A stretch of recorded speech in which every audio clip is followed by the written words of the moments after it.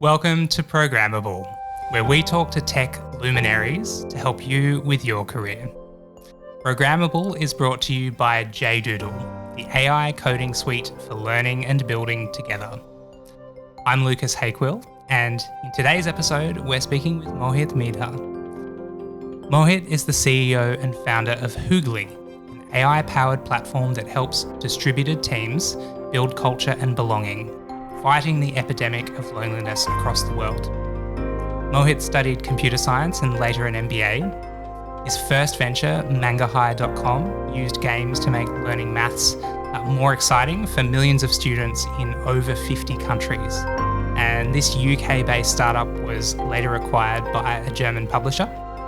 I'm really pleased to be joining Mohit in person today. Mohit, welcome. Thank you. Very excited to be here. Thanks for being on the show. Can you give us a brief intro to yourself? What's been your story? I think you've captured some of the highlights. I spent a good part of my childhood in India. And as I was heading towards late teens, for some reason, good reason or bad, I decided to move to the UK. So I was 19, sort of a lot of dreams and aspirations, landed in Heathrow Airport, and then realized I have no idea why I'm here. I don't know anyone there. And I studied computer science at University of Sussex, where I stayed for 3 or 4 years after, stayed in the UK, in London for the next 10 years, did a startup, got an MBA in this time. And recently in 2021, we moved to Australia, and now I'm on to my next one. So second rodeo, as they say. Is that your first rodeo? The first rodeo was Mangahigh. That was the bit I did in London. That was an exciting venture. We were making video games to teach mathematics. And I think we strongly believed that childhood is precious, right? Like you're a child for a certain number of years and that goes. But what we noticed was happening around the world, where children were feeling miserable learning mathematics. I remember I was in a taxi ride in Singapore, and this taxi driver, she was telling me about her son. And she said, oh, my son, like Singapore is supposed to be the world's best country in terms of mathematics and the grades that students get.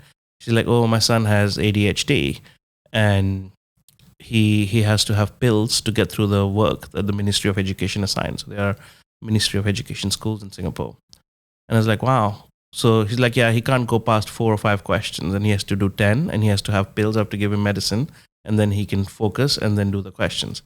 And I'm like, is he the same when he's on an iPad, like distracted and can't focus? It's like, no. On an iPad, he's completely in a zone and I have to snatch the iPad 2-3 hours after like he's been playing it. I'm like, is it the same child? Like in one sense, we're saying the medium was paper and pen and you have to give him pills to get through the homework. And the other modality, he's like, you're having to snatch it after 4 hours of being in a zone on a device. Is it the child has moved or we're sort of measuring their ability to focus in a very different way?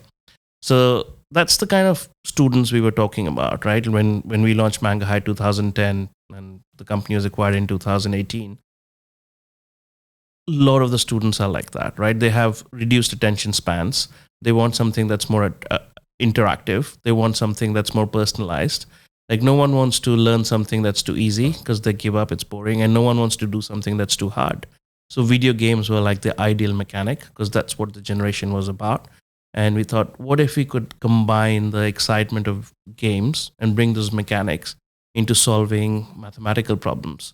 So you're doing it at your own pace. You're doing it in a context where you're saving a mummy to come out of the pyramid or you're clearing the debris in space. You give different contexts and kids are motivated. You provide some gamification layer where they're competing with each other. So that's kind of the space Mangahigh was in. And I would say it went well. We got into 5,000 schools in 50 different countries.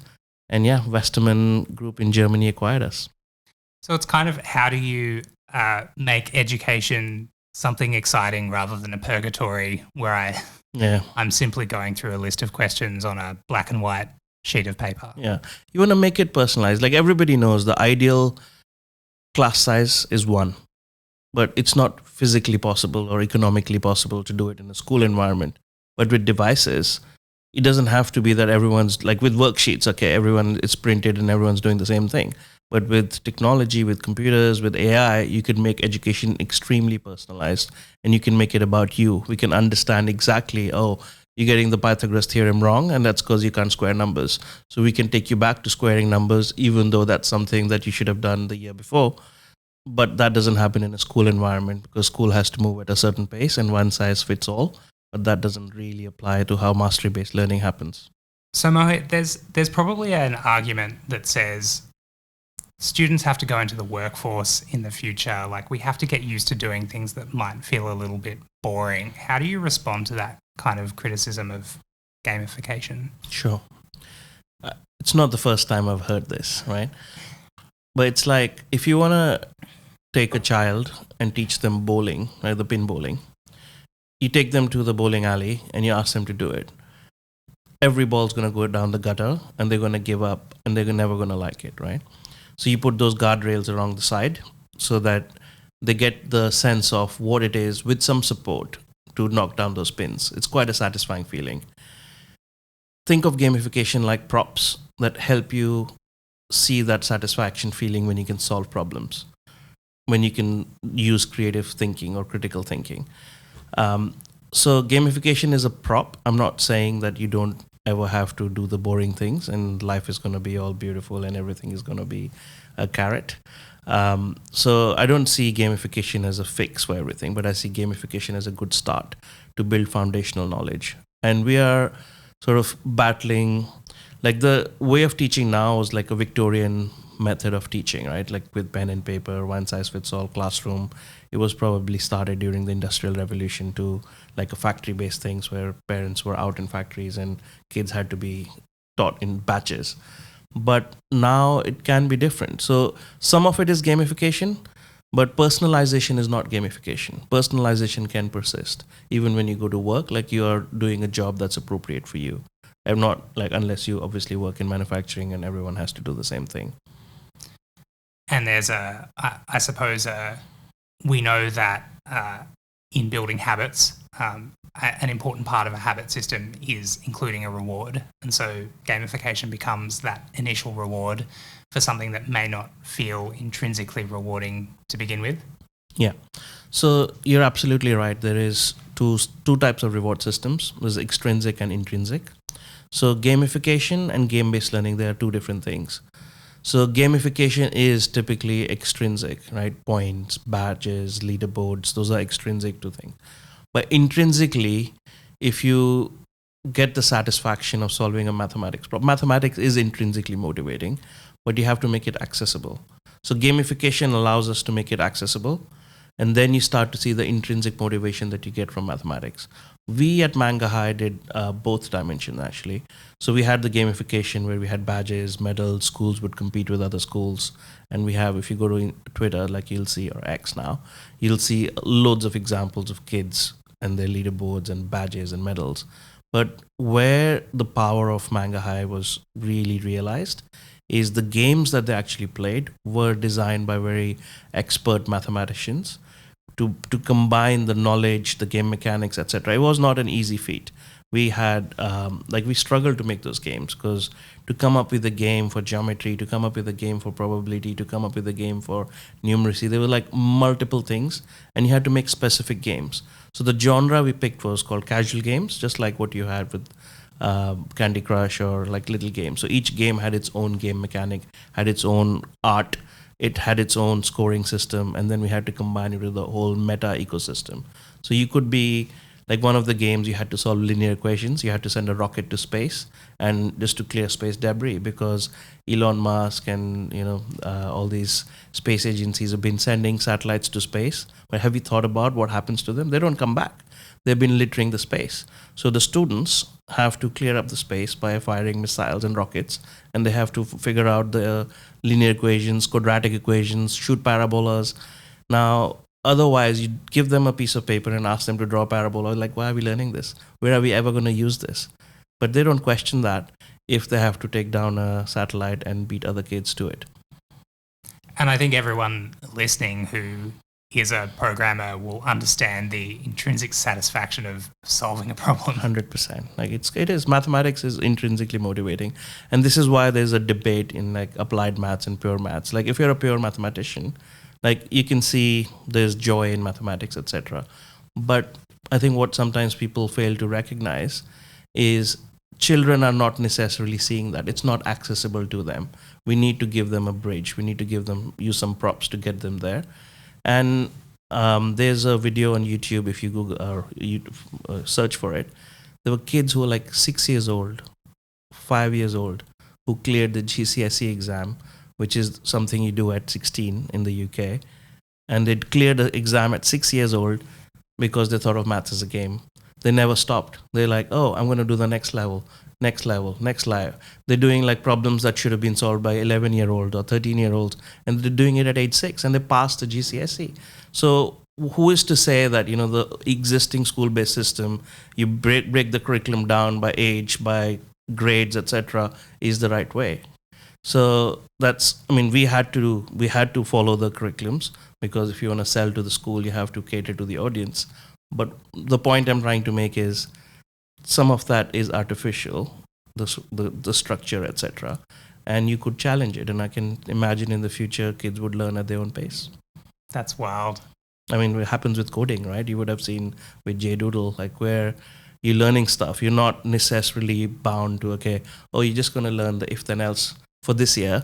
And next year, we're going to come to counted loops. Like you need to use counted loops to get your character to move there and come back and do whatever. Like you need to know the whole thing. So if you're solving a game problem in a game context, you can't be limited by knowledge. So knowledge is something you have to acquire. That all gamers know this. Like it's a skill it's a power up. You need to get to your goal. And you use that to figure out the game mechanics. Yeah. So you had this great success with Mangahigh. You sold the company. What happened next? That was, I sold the company in 2018. And that's where people who'd invested and everyone exited. But I and the whole team stayed back. We had to stay for 3 years contractually, and just to see the company through, which we did. And most people that I worked with are still there. I left because of personal reasons. My wife and I wanted to move to Australia. Our parents are here in Sydney, where we are recording this podcast. So, and we were also pregnant at the time. So 2021, I finished my 3-year earn-out period, and it sort of was a perfect time for us to make a move. And what wasn't ideal was it was COVID, and I didn't enjoy the quarantine I had to do in South Australia for 2 weeks. But that's behind us now. So yeah, here I am, starting and working on a new venture. And tell us about Hoogly, your new venture. Sure. Hoogly is in a space of helping people connect more meaningfully. And the problem we're trying to address is these new way of working, like hybrid and remote teams. We've been obsessing about how to solve the efficiency, productivity problem, but we've kind of neglected the human side of things. Because the old ways of building culture, doing things together in an office when everyone was together, you'd have lunches, you'll have coffees, you might play pool with them, you go out for dinners, etc., or after work drinks even. Those things are not happening anymore. So people are hiring the best people they can, and they can be anywhere in the world or different time zone, etc. But they're still part of your team. So how do you connect and keep connected and give people the sense of belonging, the sense of psychological safety, and how do you make sure everyone is aligned? So that's the problem space Hoogly is in. We like to say like the world of work has changed, but people haven't. And people still want to be validated, seen, included. And there's a lot of companies now which call themselves remote first. Atlassian, Dropbox, Doist, to name a few. And we need ways for people to stay connected. And people recognize it. And obviously, the gold standard way of connecting people is in-person connection. And companies that have budget to do it, like Atlassian would bring people back once a quarter. They still maintain offices and welcome people if they're willing to come back whenever they want to. Other companies, like I was speaking to Doist at a recent conference in Portugal, they take people out every quarter. Like they took them to Tuscany for like pasta making classes, etc. So if you can afford that, that's great. But they also shared how much it costs. And it's nearly $2,000 per person. And if you're spending that across 200 people every quarter, that's a lot of money. And what happens between Annie Dean from Atlassian actually showed a graph in the same conference where people come together, there's a spike in connectedness, and how that deteriorates over a period of time until they meet again. So Hoogly is something that you can use in between those in-person connections, in-person touch points that happens every quarter. It's a platform that allows you to connect with others more meaningfully. And the way we do that is by allowing people to share a bit more about themselves, to humanize themselves, to share their story. It could be a good story or it could be a bad story. A good story might be, hey, my child did this, or a normal story would be, I went for a walk with my dogs by the beach. It just humanizes you because you're talking to someone on a Zoom call or a Teams call and you'll never know what's going on in their life. This is like a window to their life. And the more you can connect, the more you can be authentic, the more you can be open, it allows you to connect more meaningfully with people. And we've got some hard and negative shares where people have shared, my sister's got diagnosed with cancer. Now, it's the type of stuff you'll never find out about your colleagues if you're just using Zoom and Team and Slack, because though in the intentionality of those platforms is slightly different. So we need a separate space where people can be people. So we focus on how you're doing, not how much you're doing. I think a lot of the listeners could resonate with this. Many students and teachers here know this problem intimately of being separate from your cohort. What does it feel like to be lonely, to be studying remotely, to not be catching up with people in person?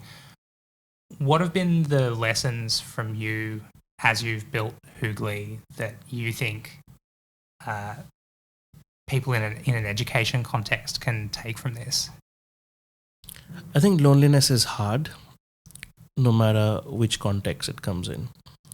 So we all strive for connection. So I say connection isn't like a loneliness is not a pain point that we have. It's a biological necessity.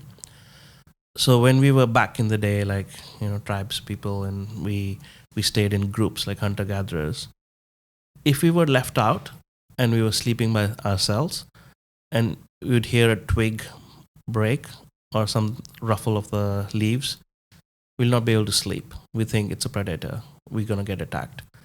And some people did, and they died. And the people who stayed in communities and groups survived. And so you could say with the theory of evolution, our brain is now wired, like all the people there are, we are the ones who like connection, want connection, and have connection. The ones who didn't survive.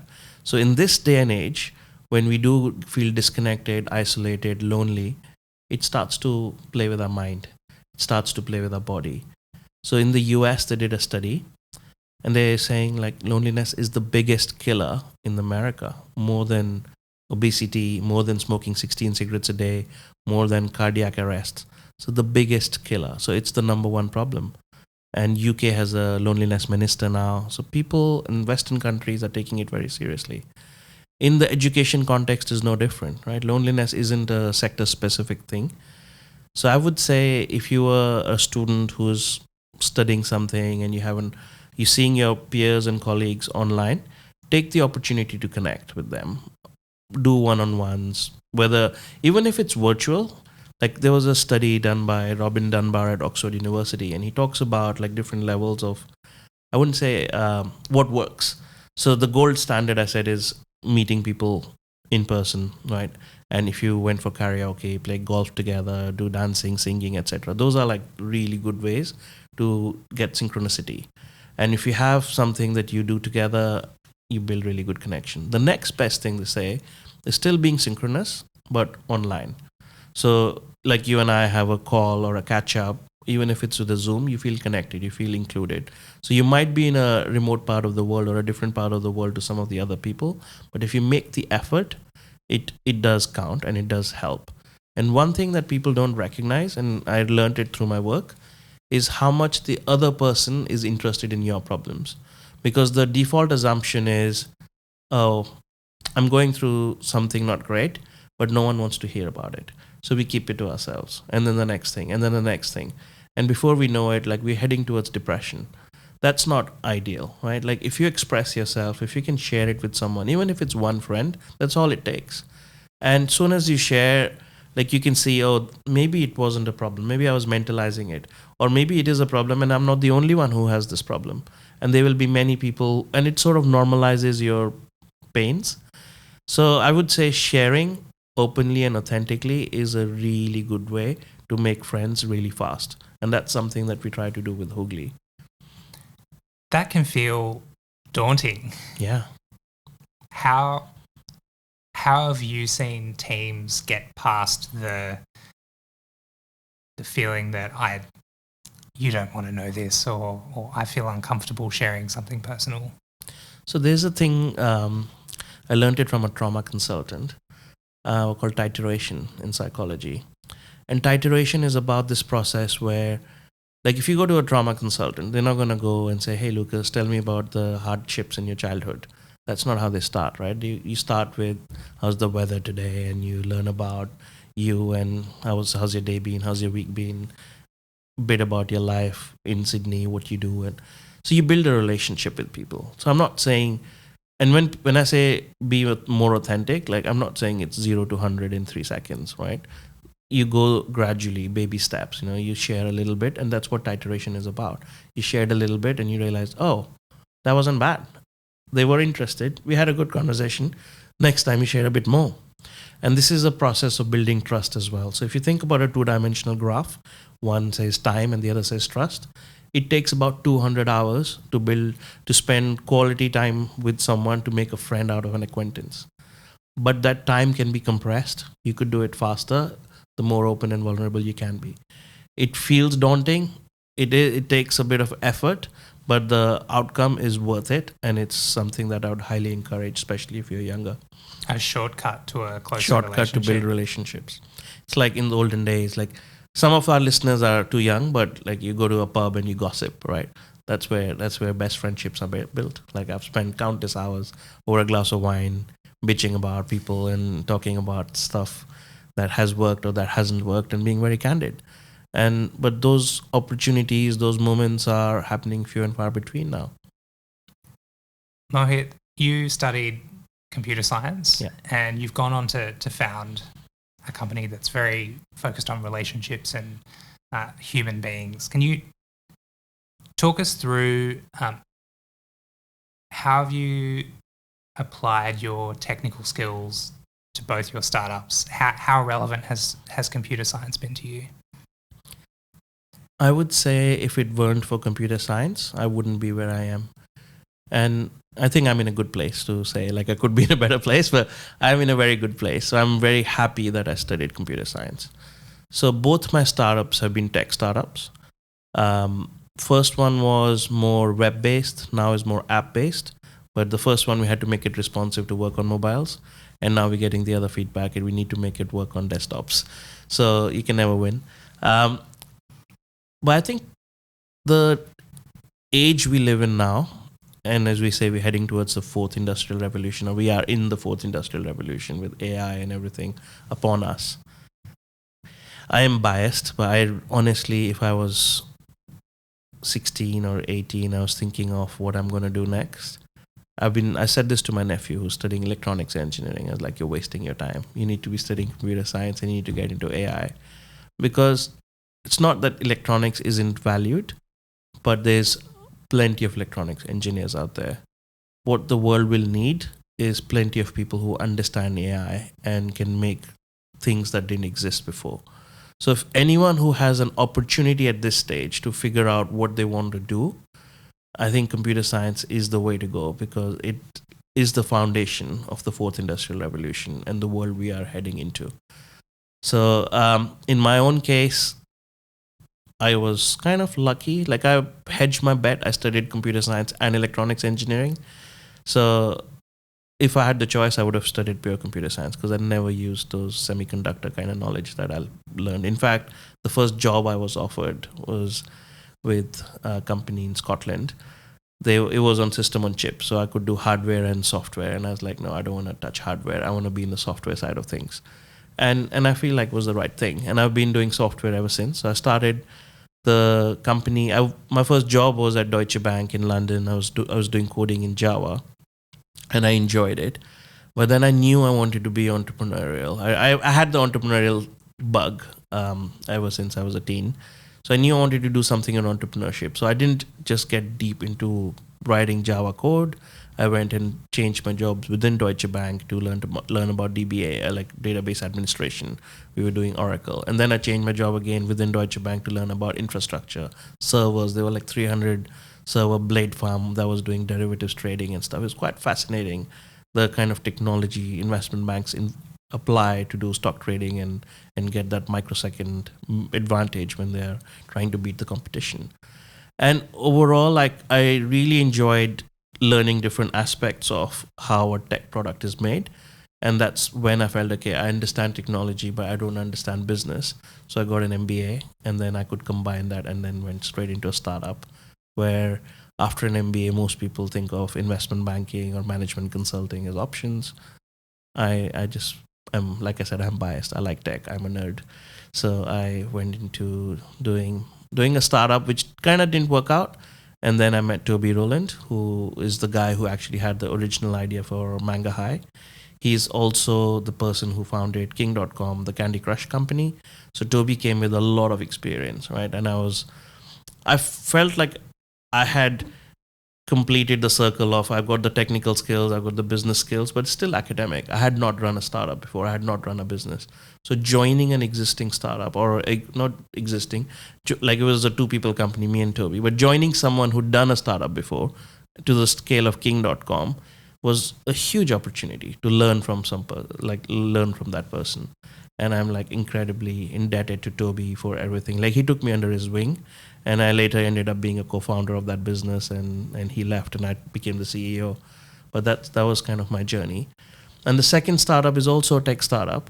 So now that I've got the technology skills, the business skills, and now I know how to raise venture capital, how to negotiate term sheets, how to do sales, I kind of figured out like what I'm good at. And I decided I don't want to write code anymore. And I was more on the managerial side of things and leadership side of things. And this new business area I'm talking about is relationships, it's emotions, etc. It stems from the pain point that we're trying to solve for. So it's not, so when you have your core skill set, like you have a skill, like my skill would be leadership, entrepreneurship. I understand technology, I understand sales, and I can bring it all together. But that also means I can solve a problem in one space or a different space. I'm agnostic, but I do have to go deep dive into a space to understand it, right? You could do what I'm doing, having been a psychologist, but you will not have the tech skills. You could come at it from a different way, but whichever way you come around, like you have to think of it as a Venn diagram. Like technology, the science, and the business domain has to come together. And so you come with whatever you've got, and then you learn the other things.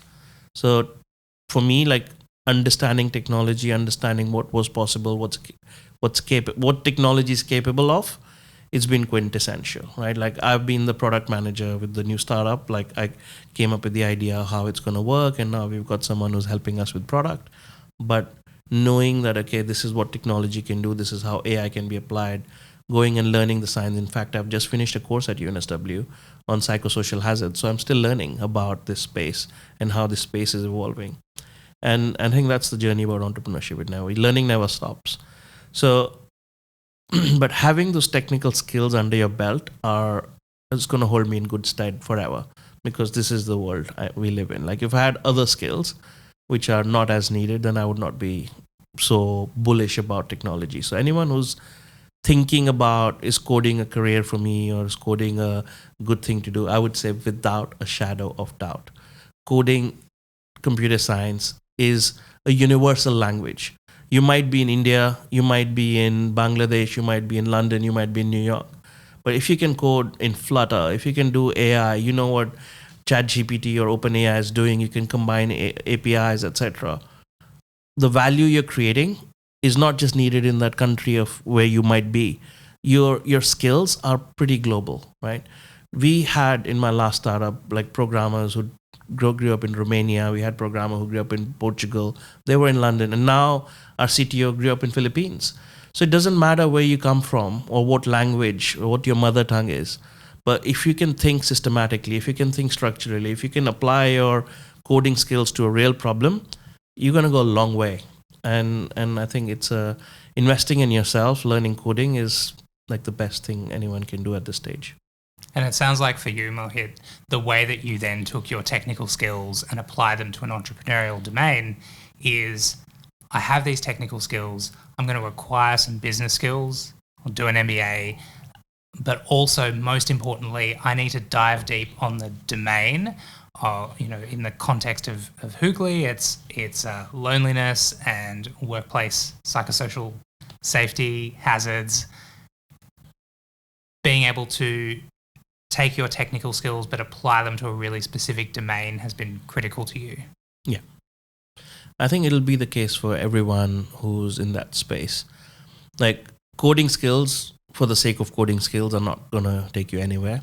You have to apply it to problem, right? If you're a writer, like, okay, what are you going to write about? Are you going to write a novel? Are you going to solve legal documentation? Or are you going to do something with it? Like, coding is a skill like writing is a skill, but coding is more in demand than writing is. And coding is more universal. Coding is more well paid. Coding gives you more flexibility. So there's a lot of benefits I can list out for coding compared to other skills.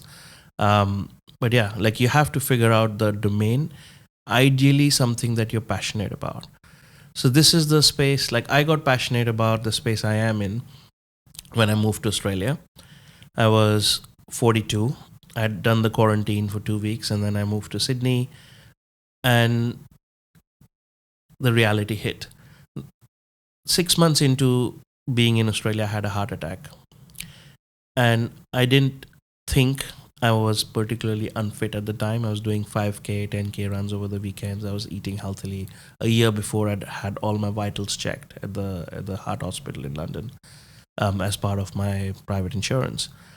But why I had a heart attack at age 42, like, it was just, I was confused. Now, the two theories I have, one, it could be to do with COVID vaccination, because there's some rumors going around, right? Conspiracy theories. But the other one I believe a lot in, I think it was the loneliness. Loneliness hit me because when you sell a company, no one tells you. It's like losing your purpose.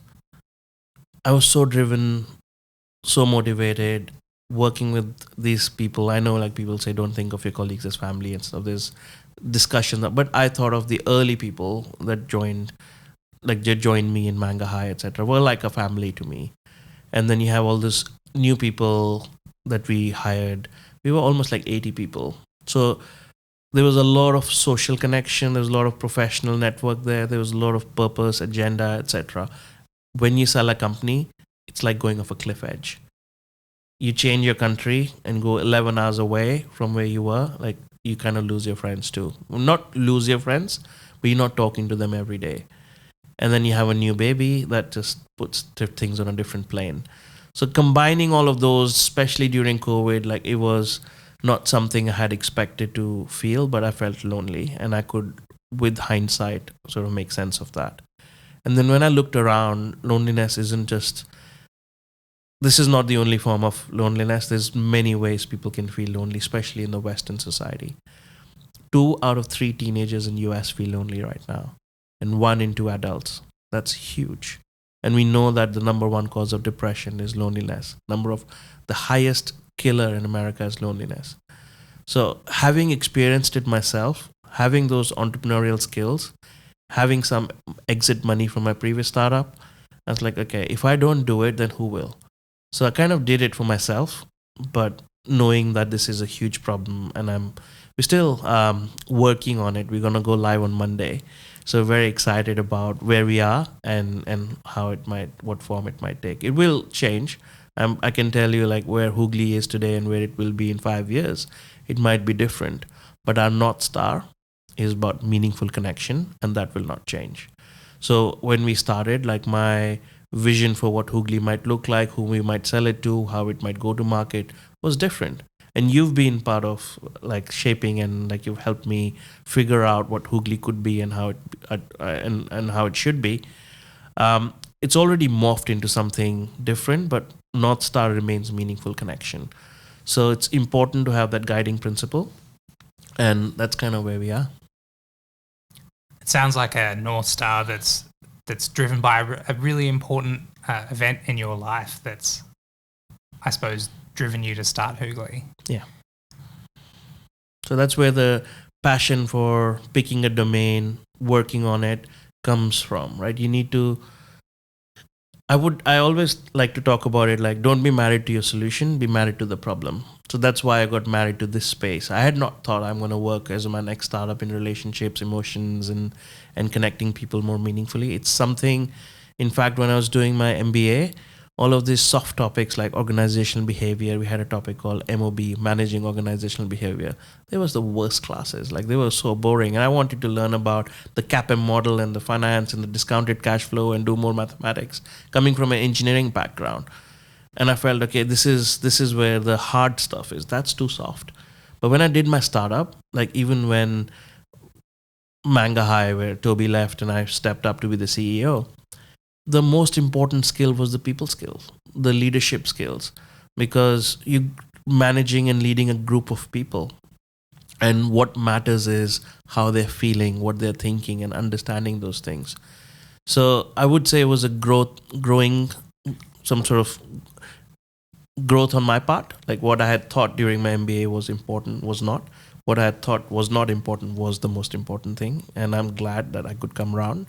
And now what I'm working on, I feel is an important thing and keeps me active and keeps me passionate and working on it every day. Keeps your team Busy. working hard. Speaking of which, so Hoogly is a tech company. You're building a beautiful product. What does your day-to-day look like as a product development team, as a technology team? I would say in startups, every day is different. But mostly, I would say I focus on, at the moment, because we are pre-revenue. So I'm focusing on the product itself. So I'm very involved with the product, each screen, etc. We're launching on Monday, I mentioned. But what I didn't mention is we're launching on Monday in Japanese. So yesterday, as an example, like I was looking at our product, we had a Japanese person in the office making sure our product, our AI works in Japanese. Our AI is called Wen, making sure Wen can switch to Japanese at the right time, making sure like, the developers know this is the information we're going to have. We're going to know that they're going to log in with a Japanese phone number. And from that phone number, we can work out, okay, this user is in Japan. In the future, we can give them the choice to change languages, etc. But making sure the whole ecosystem is aligned from a user's point of view is what I focus on when I think of as my role as a product. But equally, I had coffee with an angel investor yesterday who's put in some money. He actually came and observed one of the meetings that we were in, and he was very impressed. And he's like, I wish I could do more. I was like, you can if you want to. So he's thinking about it. But it's so my job as a CEO and founder now is to wear multiple hats. So inside the company, or when I say working on the company and working in the company, when I'm working in the company, I'm mostly focused on product. I don't get into the coding side of things. We have a CTO who's very, very capable, who joined us from HighPages, which is a listed Australian company, and we've got a team in Philippines. So they've got that part sorted. But I'm more involved in the product, with the specification side of things, and when they build something, we release something, I help. We've got a product team now. We do the testing, and I get involved, and I have to do the final sign off to say, yeah, this is fine and this works, or this doesn't work, and can we change it this way and that way. And then we also had a meeting yesterday with our designer. We are redoing our homepage in preparation for launch, not for this Monday launch, but in the next month.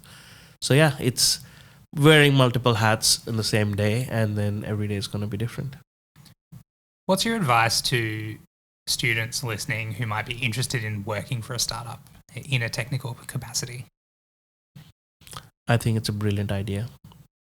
If you can get in, if you can find a startup that you're passionate about. I remember this funny story where a student from UCL, University College London, applied to work for us as an intern when I was at Mangahigh. And I was just so busy. I just didn't have the time. I was like, yeah, but we can't train a student right now. And then the student wrote in again saying, I want to really work for you. I really love games. I love what you're doing. And I'm going to do it for free. We ended up paying him. But the fact that he showed the determination, like he'd done his research on what we do, the technologies we use, and why he wanted to learn. And then he said, I'm going to do it for free. Like, put him in a different category to all the other emails that we get inbound. And then we brought him in. We paid him what we would pay interns, like whatever the going rate was, I can't remember. But what I later realized, he was a son of a billionaire. He didn't need the money. His family was very wealthy back in China, and he genuinely wanted to learn. And he was genuinely interested in technology. So money, he could say that, like he could afford to say that I don't want to be paid. But I thought as a strategy, that was brilliant. Even now, like I hired an intern from UNSW, and this girl who's studying HR, etc. She's like, I really want to work in this space. I really like it. I don't want to be paid. And it just reminded me of the same incident. We hired her as well, and we also paying her because I don't like exploiting people.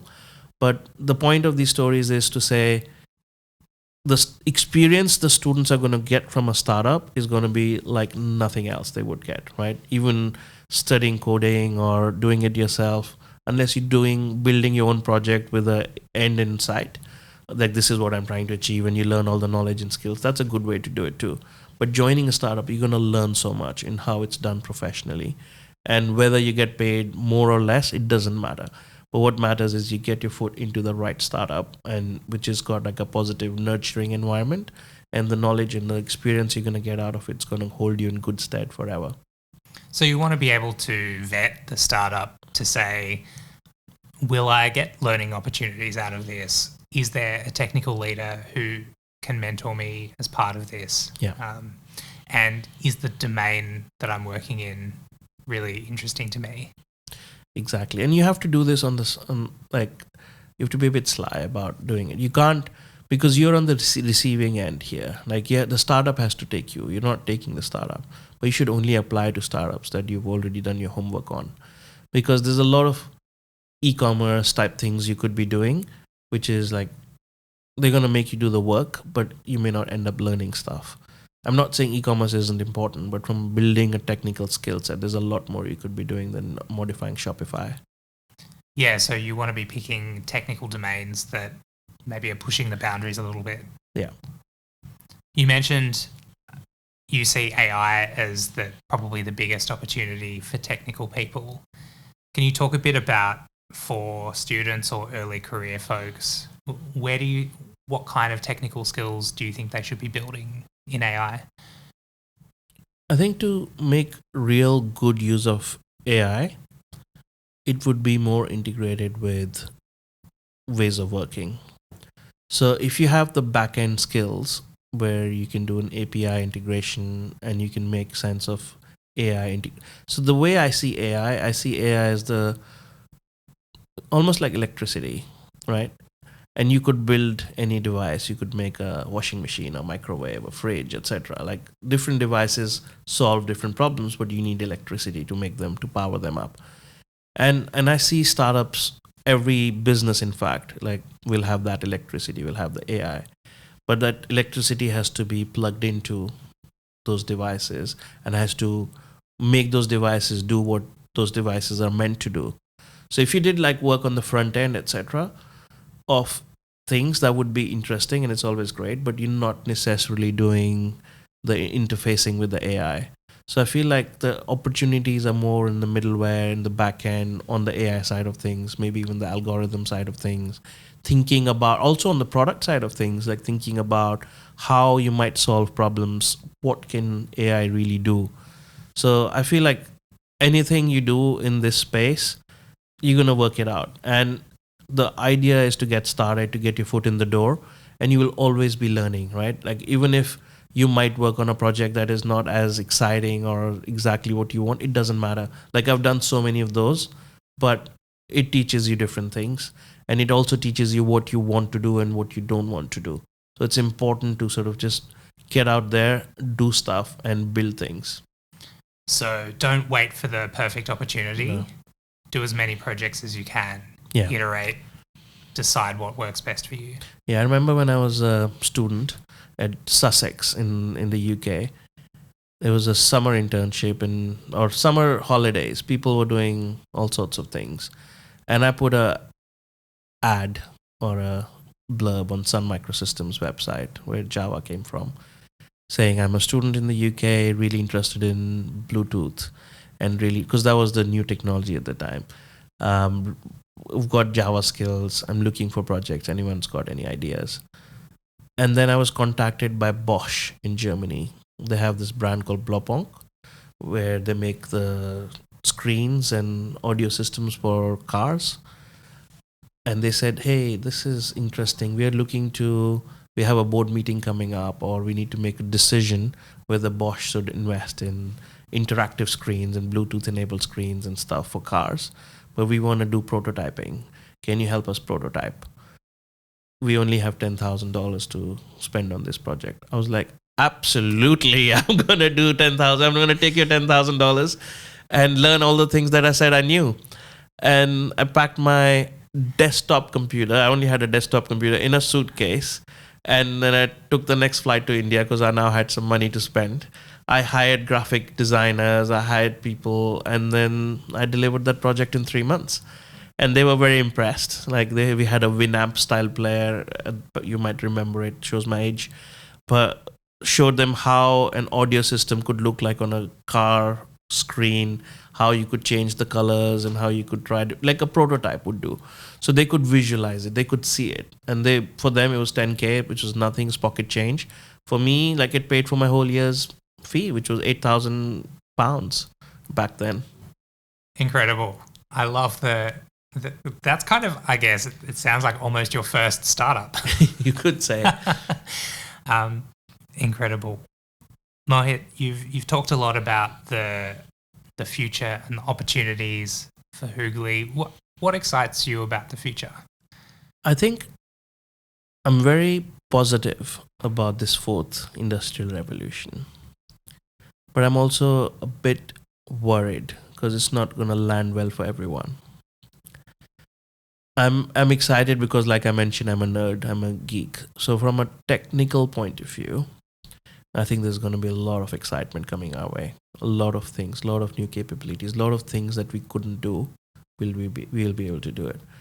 Like, for example, we were talking about taking Hoogly and translating into 50 languages just using AI. Like Facebook had to do that. I can't remember when, like way back when, but they did that. It was a big project. They would have had a lot of people, a lot of translators. We've done translation for Mangahigh, and we hired Brazilian Portuguese translators. We hired German translators. So I know the process, and it can take a while and cost a lot of money.